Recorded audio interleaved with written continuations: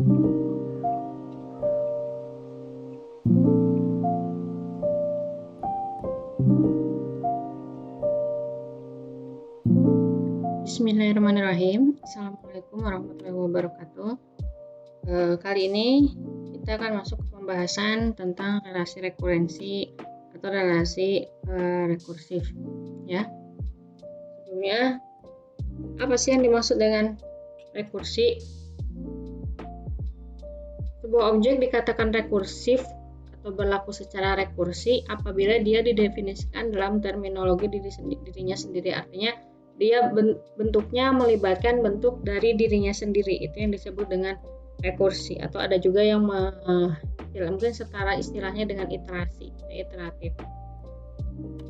Nah, proses mendefinisikan objek dalam terminologi dirinya sendiri itu disebut dengan rekursi ya. Jadi kalau sifatnya itu bersifat rekursif, tapi kalau prosesnya itu disebut dengan rekursi atau recursion. Nah, secara umum, fungsi rekursif itu didefinisikan menjadi dua bagian. Yang pertama ada bagian basis, ya. Bagian basis itu isinya adalah nilai fungsi yang terdefinisi secara eksplisit, ya. Yang namanya basis itu yang isinya nilai fungsi yang nilainya eksplisit, jadi jelas 1, 2, 3, 0 dan seterusnya, ya, eksplisit. Kemudian ini juga sekaligus menghentikan rekursif, ya, menghentikan rekursif dan memberikan suatu nilai yang terdefinisi pada fungsi yang rekursif. Nanti kita lihat seperti apa bentuknya, ya. Nah, bagian yang kedua adalah disebut dengan recurrence atau recurrence lah, ya. Kita bacanya recurrence aja. Bagian recurrence ini itu mendefinisikan fungsi, tapi dalam terminologi dirinya sendiri seperti definisi rekursif tadi, ya. Jadi recurrence itu bagiannya dia mendefinisikannya itu dalam terminologi dirinya sendiri. Nah, isinya itu adalah kaidah untuk menemukan nilai fungsi pada suatu input dari nilai-nilai lainnya pada input yang lebih kecil. Salah satu contoh dari relasi rekurensi atau barisan rekurensi gitu, ya, itu adalah barisan Fibonacci yang mungkin kalian sudah sangat familiar, ya. Jadi barisan Fibonacci itu barisan yang menggambarkan pertumbuhan populasi kelinci yang sebenarnya dia dibuat secara sangat ideal gitu, secara realistisnya sih nggak realistis gitu, ya. Nah, jadi asumsi-asumsi yang digunakan pada barisan Fibonacci itu yang pertama adalah si kelincinya itu nggak pernah mati. Nah, ini kan otomatis apa yang nggak masuk akal, kan tidak mungkin makhluk hidup tidak mati gitu, ya. Kemudian seekor kelinci mencapai kematangan seksual tepat 2 bulan setelah lahir, yaitu pada awal bulan ketiga kehidupannya.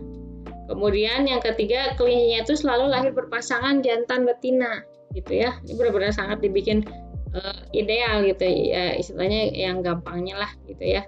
Kemudian di awal setiap bulan setiap pasangan pria wanita, mungkin jantan betina kali, ya, setiap pasangan jantan betina yang matang secara seksual melahirkan tepat satu pasangan jantan dan betina, ya. Nah, coba kita lihat dulu gambarnya seperti apa. Nih, jadi saya ganti dulu jadi pen. Nah, jadi di awal itu di kondisi initial condition gitulah, ya, initial kondisi atau kondisi awal dipunyai sepasang kelinci, ya, sepasang kelinci, ya, yang isinya kelinci jantan dan kelinci betina, ya. Jadi ini di bulan yang pertama adanya kelinci jantan dan kelinci betina. Nah, kemudian setelah memasuki bulan kedua, nih, mana ini pennya?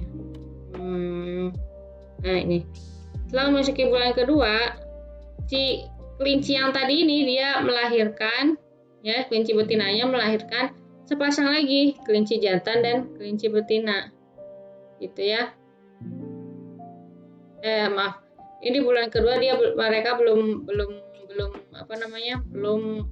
mencapai kematangan seksual, ya. Jadi diasumsikan dia masih di itu yang sama gitu, ya, di kondisi yang sama. Nah, baru pada saat bulan ketiga nih, setelah bulan ketiga masa kehidupannya, gitu ya. Nah, si ini tuh dia melahirkan jantan dan betina satu pasang. Nah, otomatis kan kondisi yang sekarang yang dipunyai ada yang baru lahir ini dan yang awal yang tadi.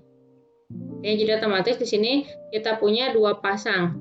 Ya, jadi pada kondisi bulan pertama ada 1 pasang, bulan kedua ada 1 pasang, kemudian yang ketiga ada 2 pasang karena adanya kelahiran sepasang kelinci lagi. Nah, kemudian pada bulan keempat, ya, karena si kelinci ini emang sudah matang, jadi dia melahirkan lagi kelinci, sepasang kelinci jantan dan kelinci betina, ya. Jadi di bulan keempat itu kondisi yang ada adalah kelinci yang tadi ini, yang hasil lahiran yang pertama, ya, kemudian kelinci ini sendiri, gitu ya. Kemudian ditambah dengan lahirannya baru lahiran, ya, yang kelahiran kedua, gitu ya. Ini pasangan kelincinya.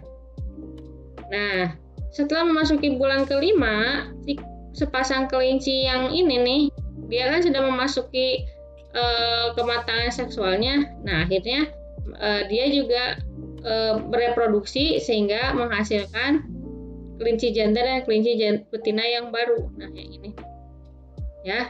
Nah, kemudian yang tadi yang awal ini nih, kelinci yang awal, dia bereproduksi lagi, menghasilkan kelinci jantan dan betina juga yang lain, gitu ya. Nah, ini kelinci yang baru lahir ini karena dia belum memasuki usia kematangan seksualnya, jadi dia masih tetap seperti ini. Tetap.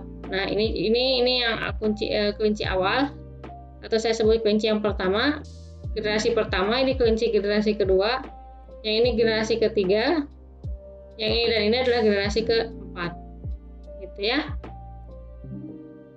Ya, maksudnya dari beda pasangan gitu. Jadi kelahirannya, jadi yang dilihat adalah periode kelahirannya. Nah, permasalahannya adalah kira-kira berapa pasang kelinci yang hidup pada bulan ke-N, gitu ya. Kira-kira ada berapa pasang kelinci yang akan hidup di bulan ke-N. Nah, contohnya di sini misalkan yang tadi kita sudah bahas adalah N-nya 5, ya. Untuk N-nya 5, jumlah kelinci yang banyaknya pasangan kelinci yang ada adalah kita hitung manual saja. Jadi ada 5 pasang kelinci, ya. Ada 5 pasang kelinci. Jadi kalau di sini dibuatkan suatu barisan gitu ya. Oh ini lagi. Oh ini. Misalkan dibuatkan suatu barisan, ini barisan banyaknya pasangan kelinci di bulan pertama, pasangan kelinci di bulan kedua, pasangan kelinci di bulan ketiga, ini yang keempat, ini kelima. Nah, ini yang kelima muncul di sini, yang keenam, ketujuh, dan seterusnya. Nah, untuk menjawab pertanyaan yang tadi, artinya kita ingin misalkan ingin mengetahui jumlah pasangan kelinci yang hidup di bulan ke-100 misalkan, ya. Nah, kalau misalnya kita gunakan cara perhitungan manual akan sangat tidak efisien dan juga memakan waktu yang lama, dan itu belum lagi bisa terjadi kesalahan perhitungan, gitu ya. Nah, oleh karena itu di sini kita perlukan suatu bentuk atau formula yang bisa mengcover kondisi dari barisan Fibonacci ini. Nah, ini jadi kalau saya bentuk dalam persamaan sederhana, nah relasi rekurensinya itu adalah banyaknya kelinci di bulan ke-N itu sama dengan banyaknya kelinci di bulan ke-N-1, artinya di satu bulan sebelumnya, ditambahkan dengan jumlah kelinci pada 2 bulan yang sebelumnya, gitu ya. Jadi kelinci ke N-1 ditambah dengan kelinci dengan N-2. Nah, coba kita cek untuk N-nya 5 ya. Kita substitusikan di sini 5. Oh ini. Ini masukin 5. Nah, kelinci yang satunya lagi berarti N-1, jadi ini kelinci keempat. Ini kelinci ke-2. Nah, biasanya kondisi ini secara umum ya, kondisi awal itu ya kondisi yang diperlukan, yaitu yang kondisi keempat dan kondisi kedua itu sudah pasti diketahui gitu ya. Artinya kita bisa dapat melakukan perhitungan itu dengan cukup mudah gitu ya kalau diketahui kondisi-kondisi initial condition-nya. Nah, dari rumusnya juga jadi diperoleh bahwa kelinci di bulan keempat jumlahnya itu ada 3, ditambah dengan kelinci di bulan yang kelima. Di bulan kelima kelinci barunya ya, di bulan kelima kelincinya itu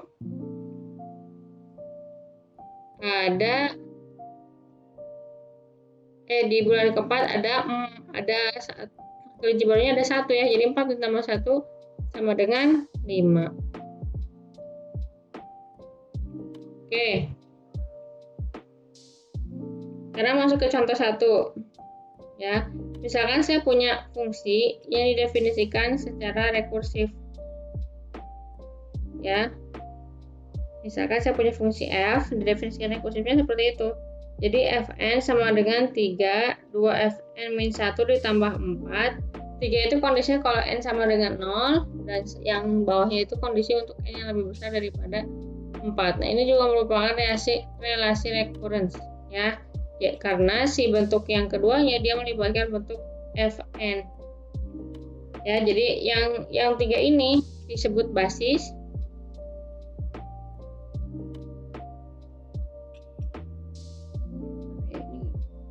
Terus, oh itu dia. Nah, ini disebut basis. Nah, ini basis. Jadi disebut dengan bagian recurrence-nya. Ya, bagian yang nantinya akan melibatkan bentuk dirinya sendiri. Nah, sekarang kita coba dulu. Muncul. Nah, ini. Misalkan f didefinisikan secara rekursif sebagai berikut. Itu definisinya. Kemudian ada 2 cara bagaimana mencari nilai dari F4 ya. Ini cara yang pertama adalah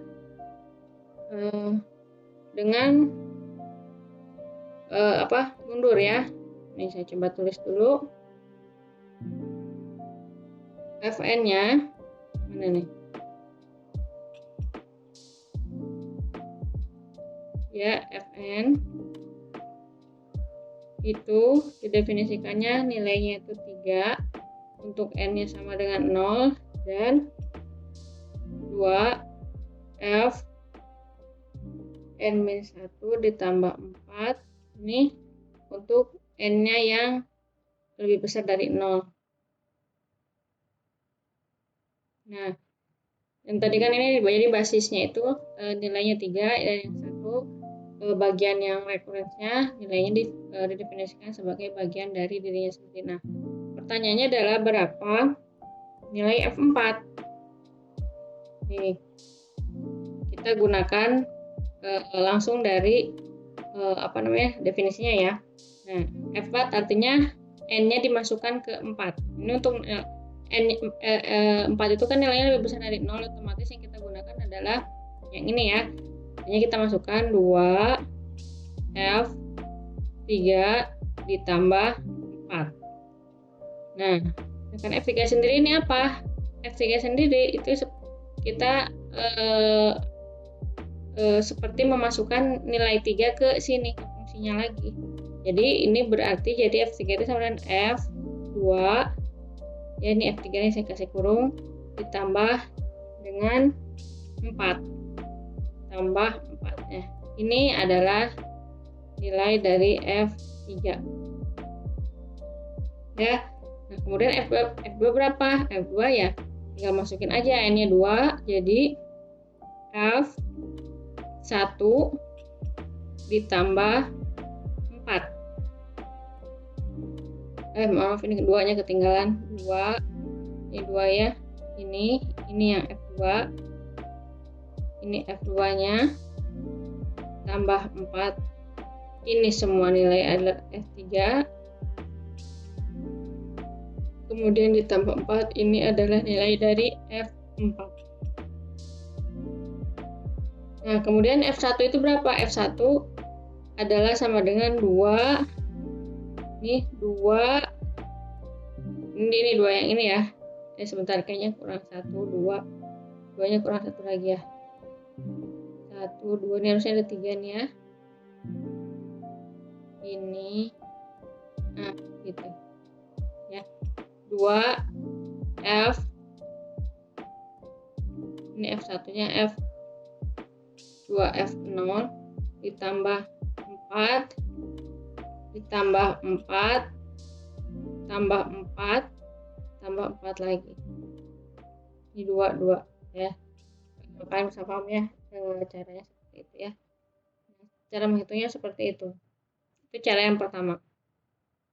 Nah, untuk pada saat F0 kita sudah punya nilai F0 adalah 3, artinya kita tinggal hitung balik saja. 2F0 adalah 2 dikali 3 ditambah 4 sama dengan berapa nih? 6 tambah 10, 6 tambah 10, kemudian dikeluarkan lagi ditambah dan seterusnya gitu ya. Tinggal menghitung. Nah, cara yang kedua adalah kita mulai mencarinya dari F0. Nih, F0 berapa? F0 sama dengan 3. Kemudian hitung F1. F1 itu apa? F1 itu adalah 2 dikali F0 ditambah 4 sama dengan 2 kali 3 tambah 4, yaitu 10.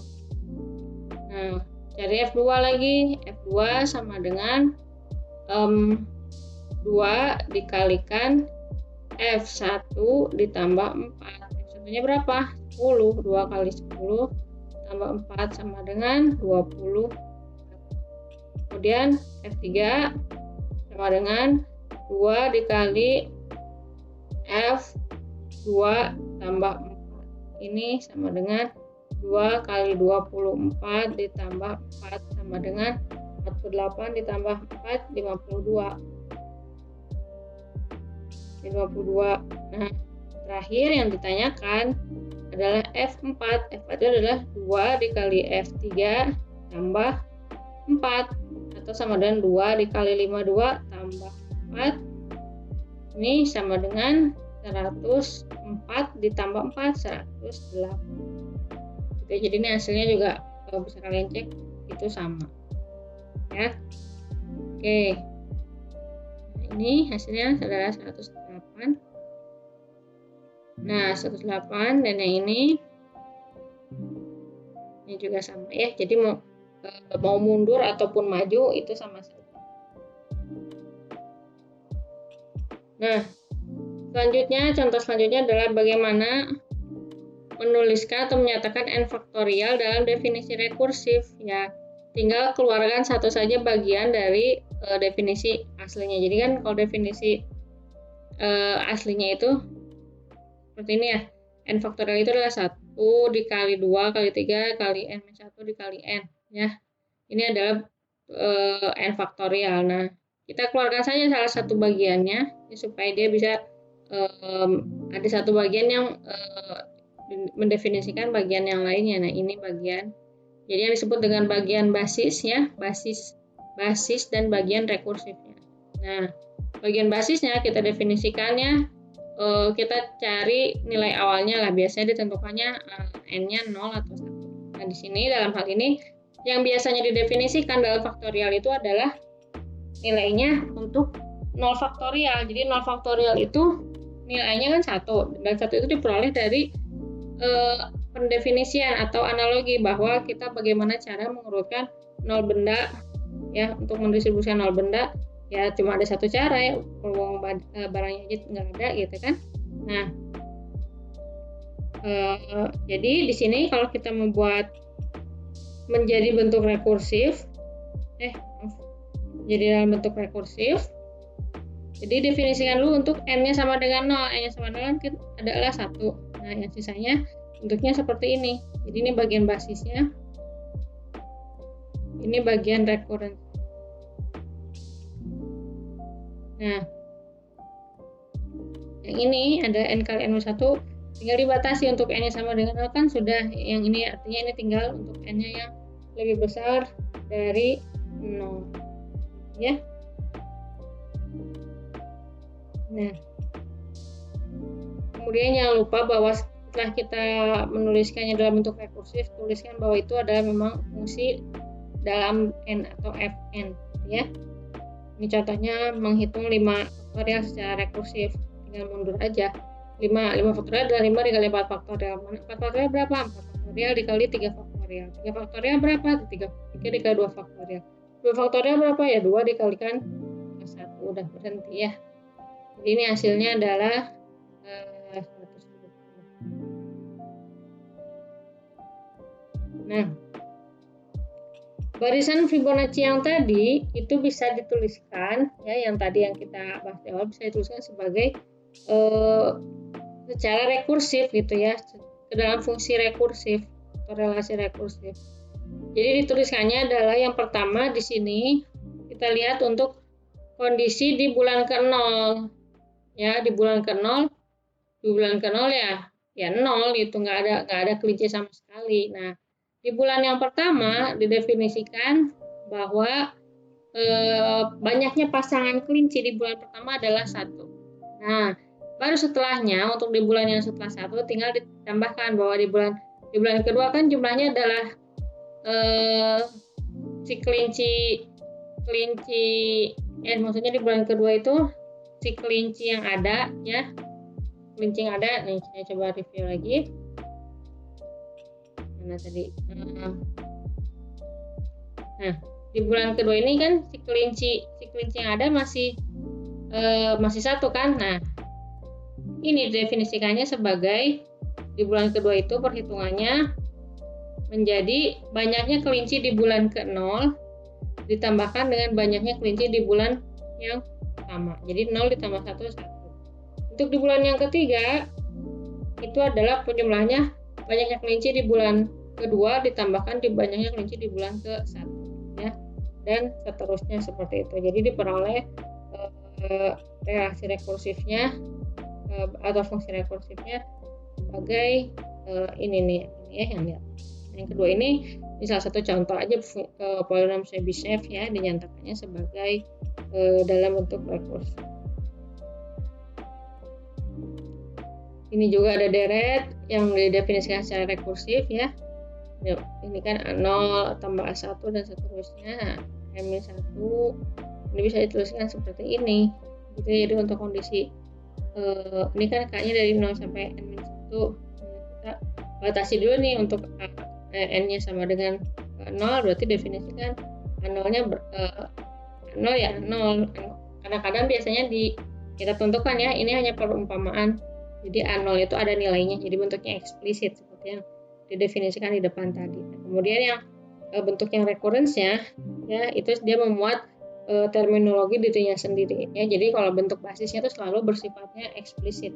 Kecuali untuk keperluan tertentu bisa kita buatkan dia seperti ini, jadi A0 ya 0 aja gitu ya. Nah, kalau yang ini dia memuat bentuk dirinya sendiri.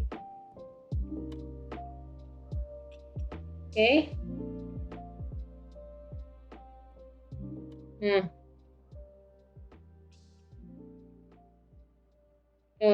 kita coba yang ini ya, latihan yang pertama. Definisikan AN secara rekursif yang dalam hal ini A adalah bilangan real tak 0 dan N adalah bilangan bulat tak negatif. Oke. Jadi A pangkat N itu apa sih?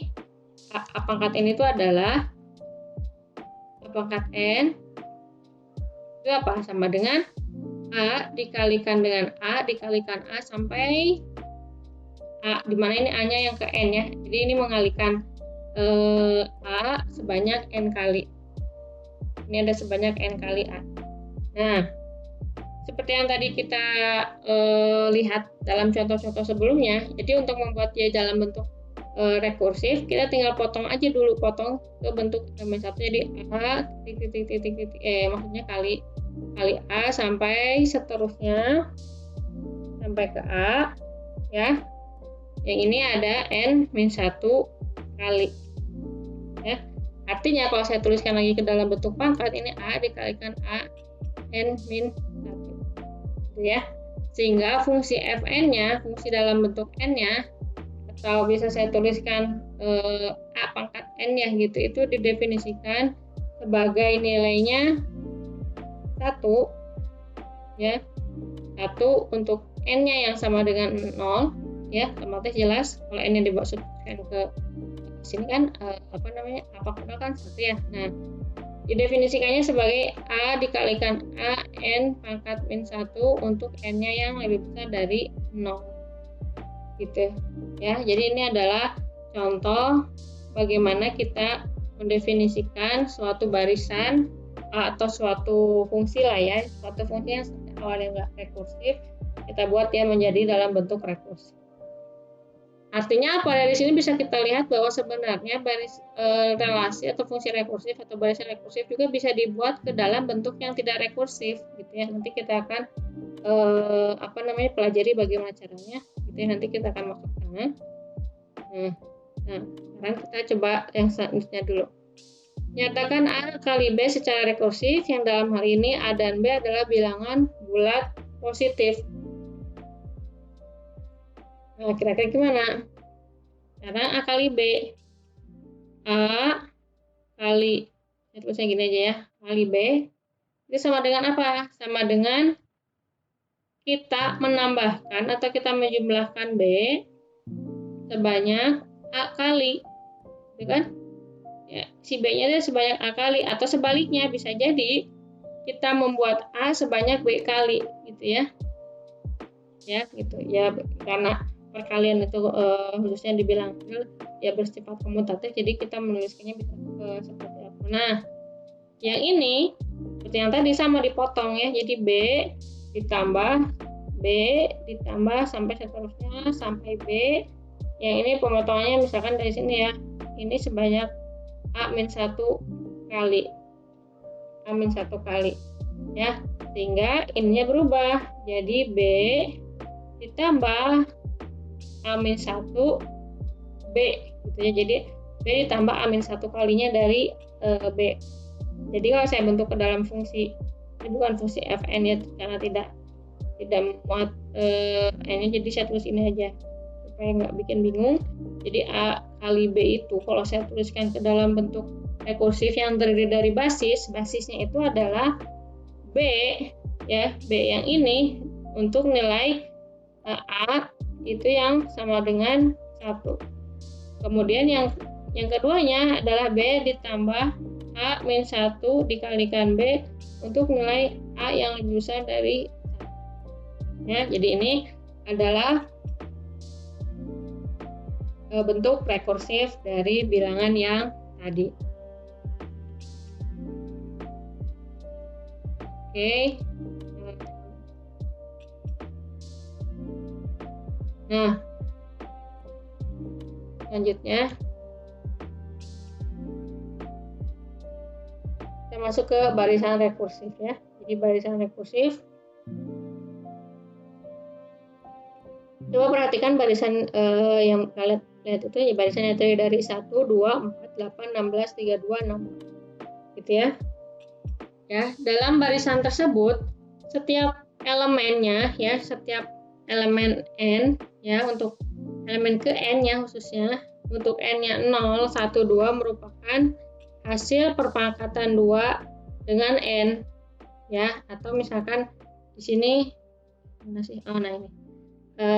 Yang ini angka 1 ini adalah 2 pangkat 0. Yang ini 2 pangkat 1. Ini 2 pangkat 2. Ini 2 pangkat 3. Dan seterusnya sampai ini 2 pangkat 6. Ya. Dan seterusnya. Nah, di sini artinya bisa kita buat dia ke dalam bentuk fungsi N ya. N-nya sama dengan 2 pangkat N. Nah, kalau kita bikin bentuk tersebut ke dalam bentuk rekursif, ya, setiap elemen N itu akan merupakan hasil kali dari elemen sebelumnya seperti yang tadi kita potong ya. Jadi AN itu bisa saya tuliskan sebagai 2AN min 1. Ya, jadi di mana basisnya itu adalah 1, ya, yaitu di A0.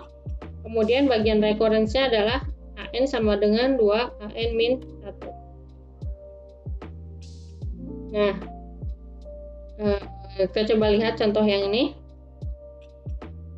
Ada koloni bakteri dimulai dari 5 buah bakteri ya, ada 5 buah bakteri pada saat kondisi awal ya. Jadi kita punyai kondisi awalnya itu ada 5 buah bakteri. Nah, setiap bakteri membelah diri menjadi 2 bakteri baru setiap 1 jam. Nah, kira-kira berapa jumlah bakteri baru tersebut sesudah 1 jam? Ini bisa kita lakukan secara manual juga sih. Misalkan ini karena ditanyanya setelah 4 jam kan masih bisa. Kita coba 5, terus yang masing-masing setiap 1 dari 5 itu dia berubah jadi 2, membelah jadi 2. Nah, untuk jam sudah 1 dia dapatnya. Nah, kita lihat untuk pada saat jamnya itu jam ke-1, jumlah bakterinya itu ada 10. Karena apa sih, masing-masing 1 kan jadi 2 dikali 5, 10. Di jam kedua jumlah bakterinya yang 10 itu masing-masing satunya jadi 2. Jadi 2 dikali 10, 20. Yang ketiga, yang 20 itu masing-masing 20 membelah diri jadi 2, jadi 40. Dan seterusnya sampai yang keempat diperoleh 80. Ya, jadi di sini diperoleh bahwa setelah 4 jam diperoleh 80 buah bakteri. Nah, selanjutnya barisan A0, A1, A2, AN ya, biasanya notasi barisannya itu seperti ini ya, kurung pakai AN gitu, kurung kurawal. Nah, elemen barisan KN yaitu AN dapat ditentukan dari suatu persamaan ya. Jadi mungkin kalian masih ingat di SMA dulu kita biasa mencari rumus suku ke N gitu ya, rumus barisan suku ke N. Itu juga dari situ ya. Nah,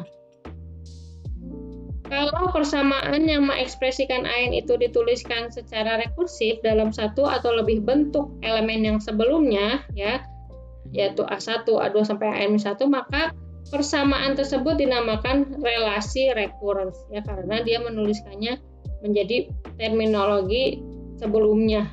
Ya, kalau di sini ditulis terminologi sebelum. Nih contohnya ya, AN itu sama dengan 2AN min 1 tambah.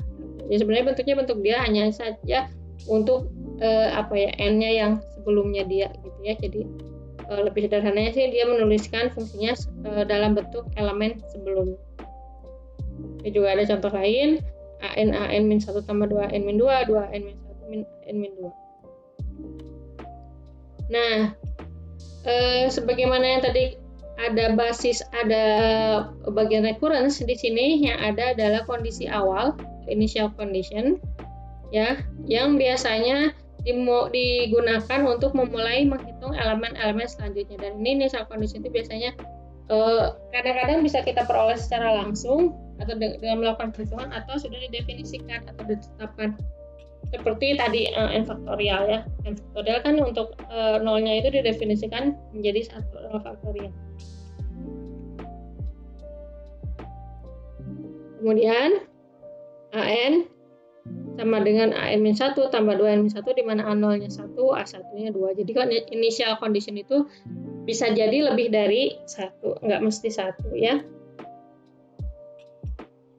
Tergantung di mana dia diperlukan. Nah, karena relasi rekurensi itu menyatakan definisi barisannya secara rekursif gitu ya, maka kondisi awal merupakan langkah basis pada definisi rekursif tersebut. Ya, seperti barisan Fibonacci. Nah, kalau yang tadi didefinisikannya dimulai dari 1 bulan ke-1. Nah, di sini pada saat dibuat barisan tambahkan 0. Jadi di bulan ke-0 ada yang ada kelinci gitu ya. Itu juga dapat dinyatakan dengan relasi rekurensinya seperti ini. Fn sama dengan Fn-1 tambah Fn-2. Di mana Fn0 sama dengan 0 dan F1 sama dengan 1. Nah, si kondisi awal ini secara unik menentukan elemen-elemen barisan. Kondisi awal yang berbeda akan menghasilkan elemen barisan yang berbeda pula ya. Jadi ditentukan karena si relasinya itu dia memuat elemen sebelumnya, otomatis elemen sebelumnya atau initial condition-nya itu sangat berpengaruh ke elemen-elemen barisan yang selanjutnya. Nah, solusi dari suatu relasi rekurensi itu adalah suatu rumus atau formula ya yang tidak melibatkan term rekursif atau bagian bentuk rekursifnya. Jadi artinya kalau kita mencari sebuah solusi dari relasi rekurensi, atau kita ingin mencari bentuk umum dari atau bentuk umum atau rumus umum dari relasi tersebut gitu ya. Nah, supaya lebih jelasnya kita lihat contoh seperti contoh berikut. Misalkan AN adalah barisan yang memenuhi relasi recurrence. AN sama dengan 2AN-1 dikurang AN-2, di mana A0-nya sama dengan 0 dan A1-nya sama dengan 3. Nah, pertanyaannya adalah periksa apakah AN sama dengan 3N merupakan solusi dari relasi recurrence tersebut. Nah, kita lihat bahwa solusinya itu adalah kita mencari bentuk umum dari relasi tersebut gitu ya. Apakah betul ini bisa mewakili apa yang digambarkan oleh relasi ini gitu ya. Nah, oke, sekarang kita coba.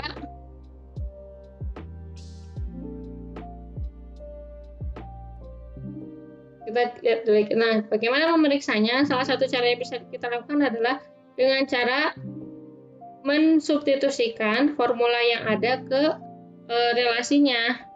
Jadi ini saya tuliskan dulu. Tadi relasinya AN sama dengan 2AN-1 dikurangi AN-2. Di mana initial condition-nya adalah A0-nya 0 dan A1-nya sama dengan 3. Kemudian yang mau dicek adalah apakah N sama dengan 3N, itu dia solusinya gitu ya. Nah, kita lihat ya, si AN itu kan yang ini nih ya. Si AN itu yang ini, yang tadi relasinya 2AN-1 dikurang AN-2. Nah, substitusikan formula ini ke dalam relasi tersebut. Apabila dia menggambarkan formulanya, maka dia betul menggambarkan relasi dari relasi rekursif tersebut. Nah, lebih jelas ini nih. Saya punya saya tuliskan lagi 2N-1 min AN-2, kemudian substitusikan nilai untuk N-1 ke 3 pangkat N ini. 3 pangkat N, 3N ya. Jadi ini diperoleh 2, 3, N-1 karena N-nya -1 kan ya. Kemudian dikurangi 3 N-2. Oke. Artinya ini jadi 6 dikalikan N-6 dikurangi 3N ditambah 6. Ini sama dengan ini kan habisnya 6N, ini habis ya. Kemudian 6 dikurangi 3 jadi 3N. Ya, ini sama dengan AN yang tadi didefinisikan. Sehingga AN itu merupakan solusi dari relasi rekuren tersebut. Seperti itu ya. Nah, oke. Selanjutnya coba periksa apakah AN sama dengan 2 pangkat N merupakan solusi dari relasi recurrence AN sama dengan 2N-1 dikurang AN-2, A0-nya sama dengan 1 atau initial condition-nya sama dengan 1 dan A1-nya sama dengan 2. Nah, caranya juga serupa seperti yang tadi. Saya tuliskan dulu yang baru aja ini. Baru ini. Jadi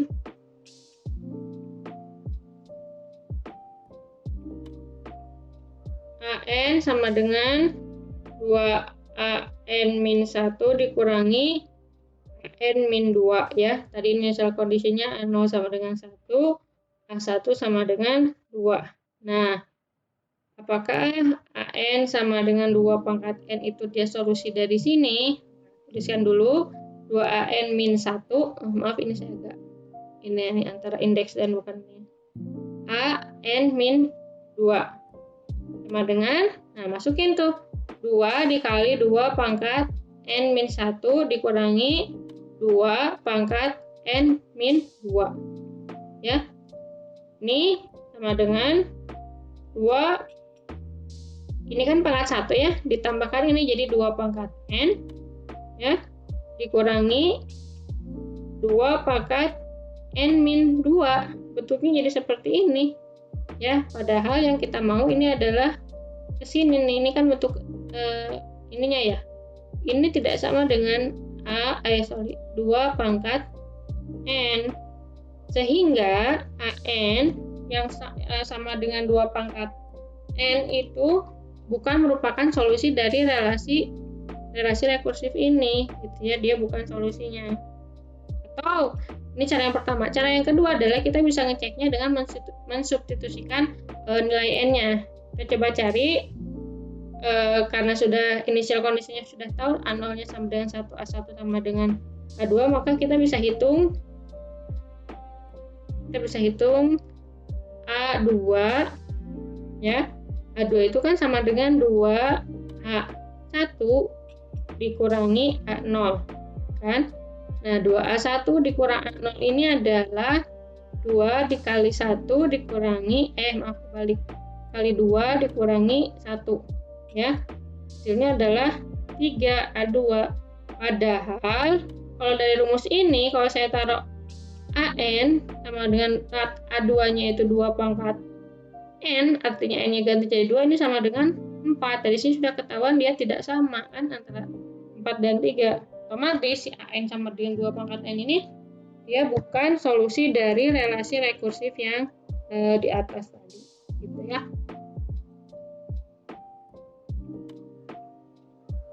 Oke, ini contoh lainnya ya. Ada contoh permasalahan bunga majemuk mirip juga seperti tadi. Kalian bisa kaji sendiri. Ini saya nggak akan terlalu bahas secara rinci karena masih ada materi lagi, masih ada cukup banyak ya materinya yang belum saya sampaikan. Oke, ini kalian baca sendiri. Ini contohnya mirip-mirip seperti tadi. Nah, contoh yang kedua, contoh dari permasalahan relasi rekurensi adalah menara Hanoi. Permasalahan menara Hanoi ini cukup populer gitu ya. Ya. Jadi nih di sini ada menara, di sini sih gambarnya cuma 3 ya si piringannya. Jadi dikisahkan bahwa ada di kota Hanoi ya, di Vietnam itu ada 3 buah tiang tegak ya, tiang tegak yang tingginya itu 5 meter. Dan di situ ada 64 piringan atau disk yang ukurannya macam-macam, tapi ukuran yang di atas itu selalu lebih kecil daripada yang di bawah. Artinya yang paling atas itu akan menjadi paling kecil sampai ke bawah gitu, bentuknya seperti segitiga gitu ya, menyerupai segitiga. Nah, awalnya itu piringan tersebut tersusun pada sebuah tiang ya, sehingga si piringan yang di bawahnya itu mempunyai ukuran lebih besar. Nah, ada seorang pendeta Buddha, dia memberi pertanyaan kepada murid-muridnya. Saya tidak tahu ini kurang lebih terjadi pada tahun berapa gitu ya. Pendeta Buddha tersebut bertanya kepada murid-muridnya bagaimana memindahkan seluruh piringan tersebut, ke 64 piringan tersebut ya, ke sebuah tiang ya. Jadi dia harus pindahin ke ini nih, yang ini ke tiang yang lain ya, bebas mau yang ini atau yang ini, tapi dia harus pindahkan semua cakram atau piringan yang ada di sini ke tiang tersebut, tetapi urutannya tidak berubah. Artinya yang paling atas itu yang selalu yang lebih kecil daripada bawahnya ya. Jadi bentuknya masih tetap seperti itu. Nah, kata legenda, tapi saya tidak tahu benar atau salah, apabila pemindahan tersebut berhasil maka dunia akan kiamat, itu katanya ya. Nah, tapi permasalahan tersebut dicoba diselesaikan untuk yang piringannya 3 dulu ya. Jadi untuk piringannya 3 ini jauh lebih mudah ya. Kita pindahkan satu dulu yang ini yang kecilnya ke sini, kemudian yang kedua pindahkan ke tiang satunya lagi, kemudian yang kecil tadi pindahkan lagi ke bersama dengan tiang yang warna hijau, piringan yang warna hijau, baru yang piringan merahnya ditaruh di situ, yang itunya dipindahkan lagi seperti ini. Nah, gitu kan. Nah, pada akhirnya dia membentuk, kita berhasil memindahkan ketiga buah piringan tersebut ke tiang yang baru, tetapi tidak merubah urutannya. Ya. Permasalahan yang tadi prosesnya dari pindah disk ke sini ke sana itu merupakan atau merepresentasikan permasalahan atau cara berpikirnya rekursif, ya. Memindahkan piringan N-1 ke piringan A, kemudian pindahkan piringan 1 ke terbawah dari A ke B, dan seterusnya, gitu ya. Itu salah satu contoh. Nah,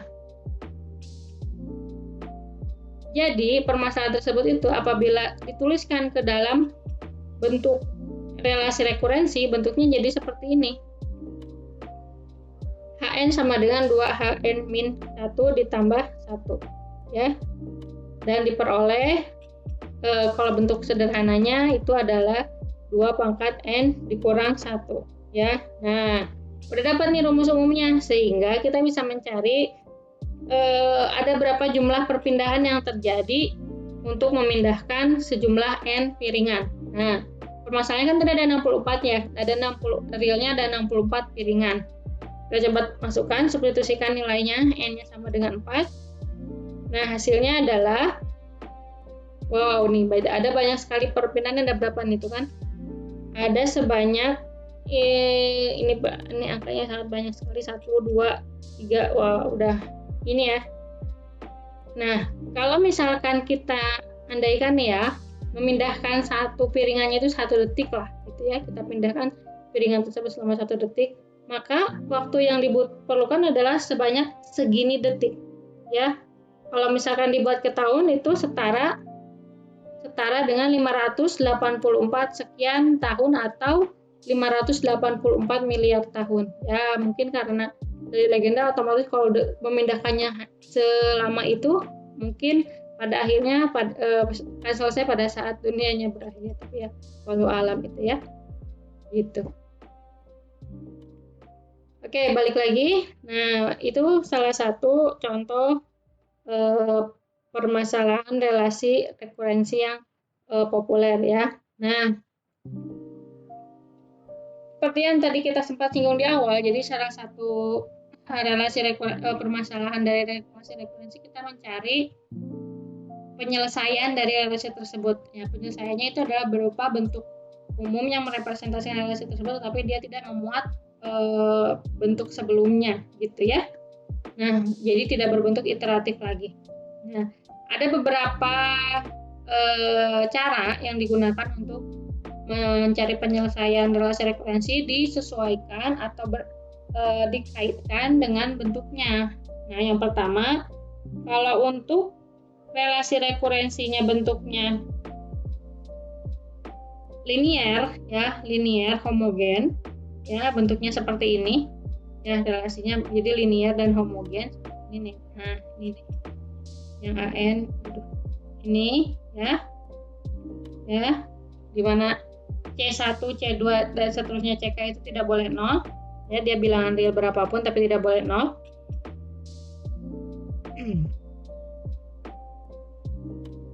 Maka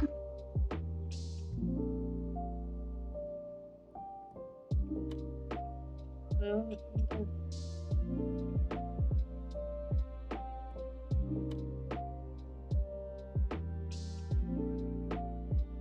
ini contoh dari bentuk homogennya. Mungkin kalian sudah, jadi homogen itu yang dia hanya memuat kalau ini berupa kombinasi linear lah ya, ini tidak boleh, ini tidak homogen, kemudian ini juga tidak homogen dan linear karena melibatkan perkalian dengan n-nya lagi, gitu ya. Nah, ada juga yang bentuknya bentuknya yang mohon maaf. Jadi untuk solusi untuk bentuk homogen linier adalah kita mencari bentuk persamaan ya yang seperti ini. Jadi bentuknya perpangkatan. Dalam hal ini R-nya itu adalah konstan. Ya. Caranya langkahnya adalah substitusikan N sama dengan R-nya itu ke dalam relasi rekurensi. Ini langkah-langkahnya nih ya.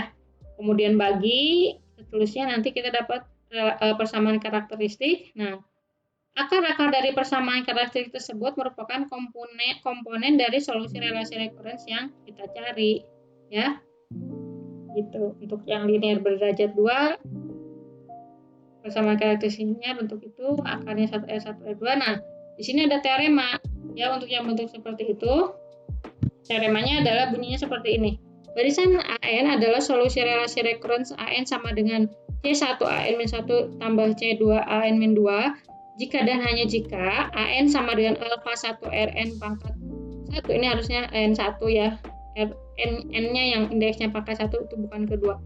Alfa 2 Rn pangkat 2 untuk N sama dengan 0, 1, 2 dengan alfa 1 dan alfa 2 adalah konstan. Nah, supaya lebih jelasnya kita lihat contoh seperti ini.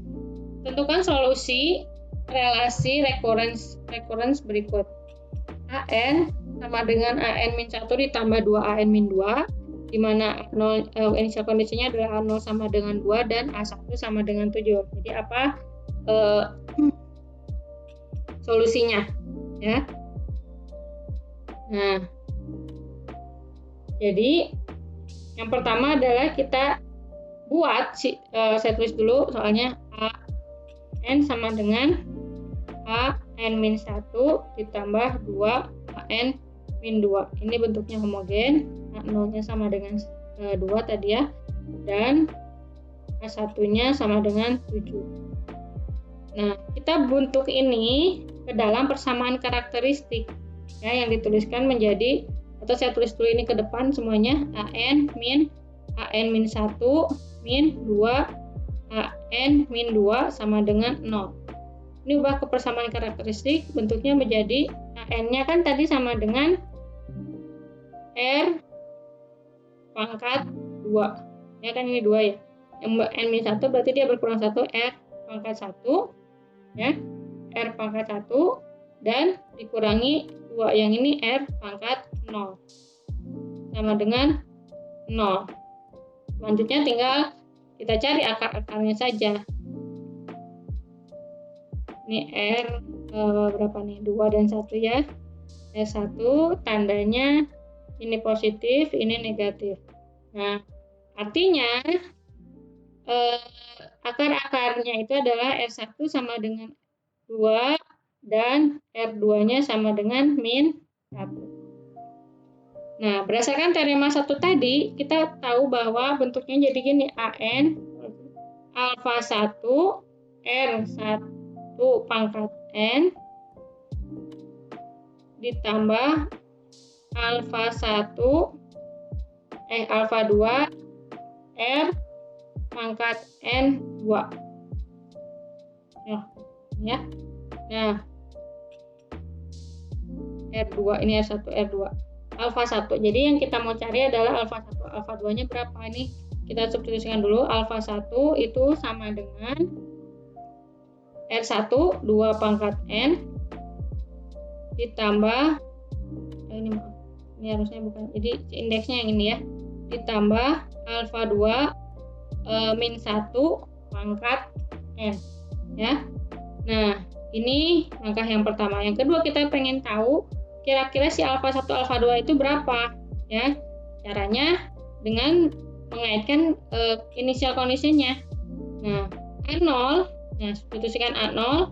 A0 itu kan alfa 1 sama dengan 2 pangkat 0 ditambah alfa 2 min 1 pangkat 0 juga. A0-nya itu adalah 2. Ini alfa 1 ditambah alfa 2. Kita punya persamaan 1.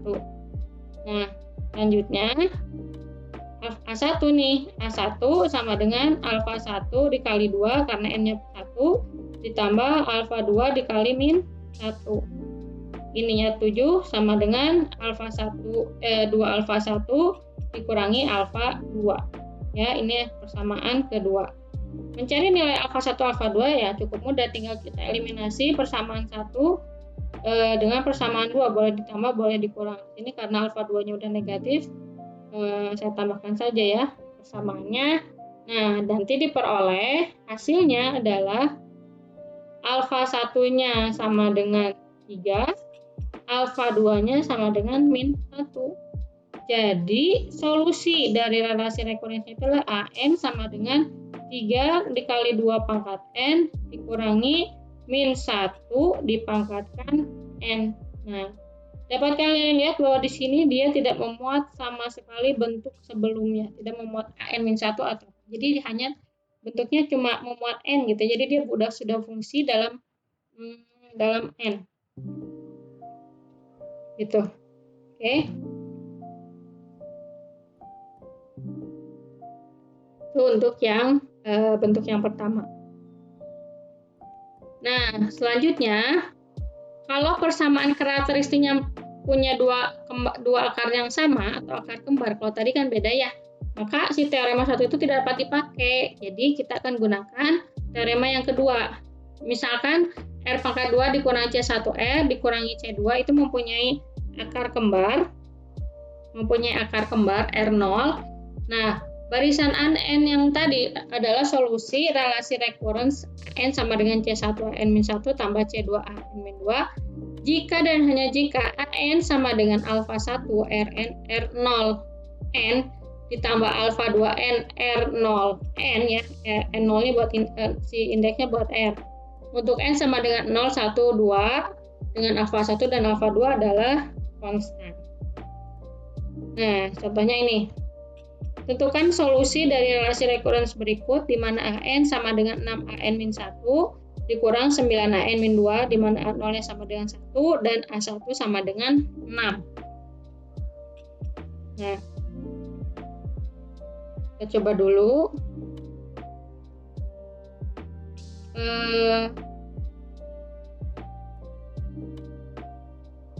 Tuliskan dulu ini.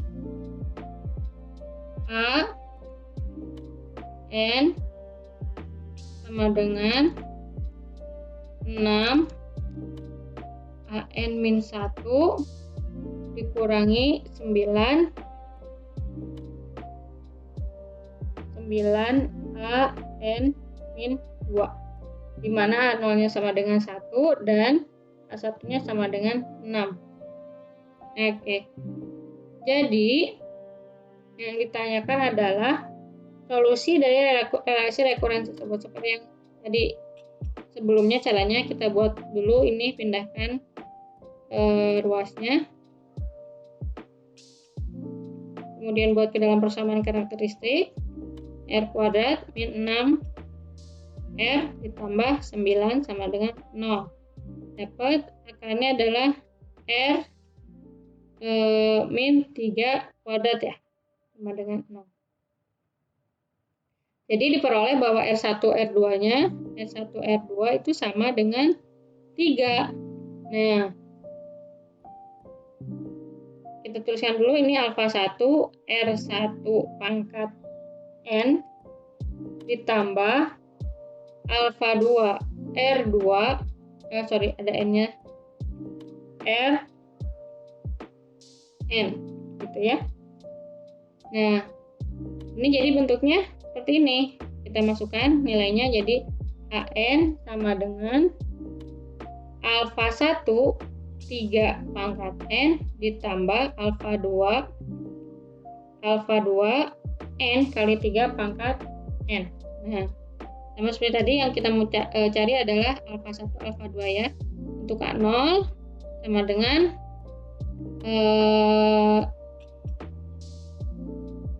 alfa 1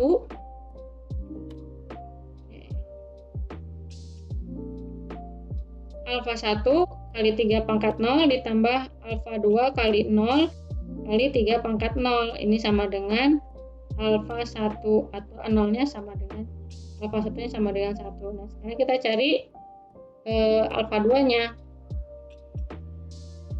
A1 sama dengan A1 sama dengan alfa 1, 3 pangkat 1 ditambah alfa 2, 3 pangkat 1 juga. Ini 6 sama dengan alfa 1-nya kan dapat ya, 3 ditambah alfa 3 alfa 2. Jadi ini ke sini 3 sama dengan alfa 2, ternyata sama. Alfa 2-nya juga sama dengan 1.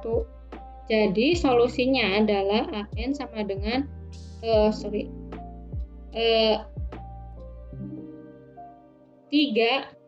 pangkat N ditambah N dikali 3 pangkat N. Gitu ya, atau bisa saya tuliskan 1 tambah N dikali 3 pangkat N. Ini adalah solusi dari relasi rekurensi tersebut.